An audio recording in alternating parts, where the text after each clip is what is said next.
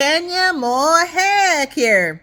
So this episode starts off with Sheree getting some natural path for her fibroids. I do not think they will work because it seems like regular acupuncture going on. But I guess she's introducing us to the cast strip that is gonna come up. Then we go to, who do we go to next? Marlo. Marlo is like Raven. I guess she's not been on a date. Girl, I feel you. When I go on dates, I get excited too. But she's not been on a date in a while because it shows. She's super excited. She gets the morning text. She gets like a whole bunch of roses, which do not look like Kroger's or HEB. So he went to a florist, which is great. Marlo is at the level where a guy should go to a florist to get her some flowers. I'm not hating on it. But she's super excited. It's cute to see. I want to see more of Marlo dating actually because she's been single more than any other girl here, and we've never seen her actually date, like somebody, love somebody. So that for a storyline for her next season would be good. Especially this guy has a lot of skeletons in his closet, so I know there will be drama, there will be people coming out the woodwork, but it is what it is. Then we go to Kenya, more hair here, and she's shooting a commercial. She's using the choreography. What's that lady's name? Neo's ex-wife taught her. And we see Brooklyn. Brooklyn is so cute. Brooklyn is like, I'm a 12 mama if you want me to 12. But guess who shows up? Okay. Kenya's man shows up with food and, I guess he's a restaurateur from what she said.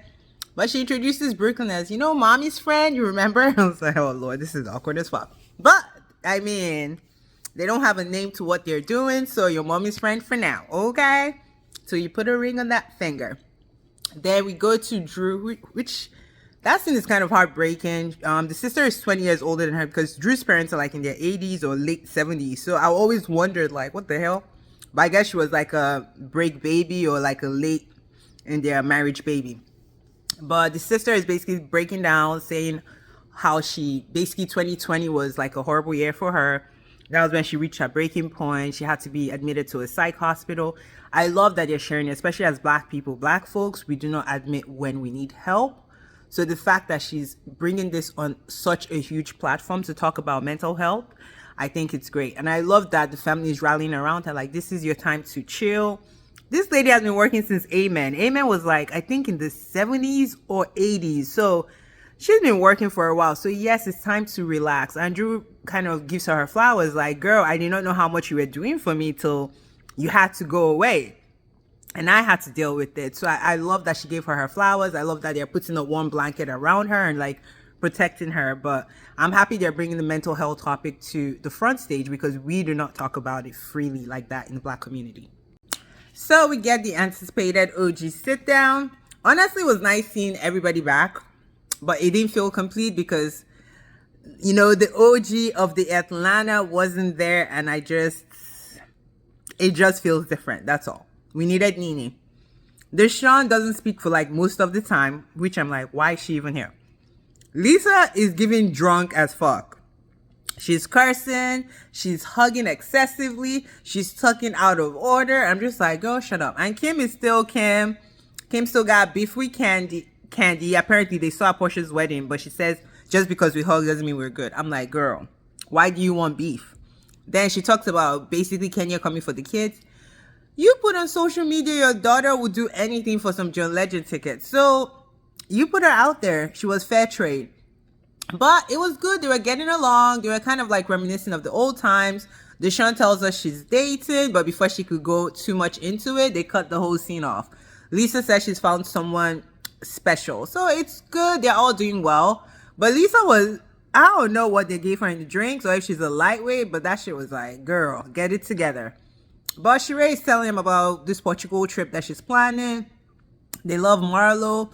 There was really nothing to see there. It was cool for what it was, but without Nene, is it really an OG reunion? Nah. So we go to Candy's house. Candy's booked and busy. She is exhausted, but she still has a whole bunch coming up on her schedule. Then we go to Mommy Nation and Sanya again with her sister. She didn't give the sister a heads up. I'm like, girl, you knew you were having this event. I don't know if they're putting on for the show, but if this is like real, I'd be pissed too because her sister basically nannies for her and does basically some personal assistant stuff. And also her hair, which is a big deal, especially as a public figure that Sonia is.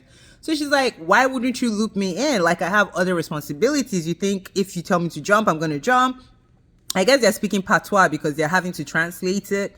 But basically, the sister was like, I'm upset. Like, she couldn't hide her feelings. And she's just like, give me a heads up. I'm carrying too many things on my head. Like, girl.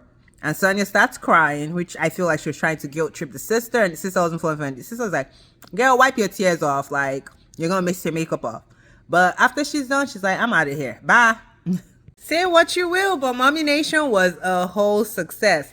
Kenya was late as hell. She came in between Sonia's speech, but she was worth the wait.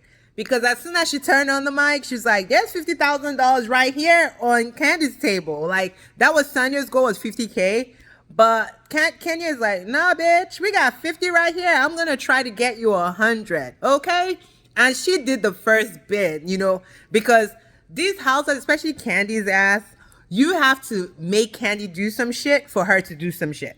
Because she's at the table talking about 50 divide. You remember, like, Sheree's dancing thing where she was like, we could do more, but then basically Nene said an amount, then all of them agreed to it. I'm like, if you wanted to do more, you could have done more. That's what this shit reminded me of, because she's looking at, she's like, 50 divided by 7 is what? Drew is like 7. She's like, if you got it, I'll match it. I'm like, why can't you be the leader, Candy Moneybags? But they all kind of did 5,000. All the housewives donated. The friends of the housewives donated too, so that was good, and people were lit.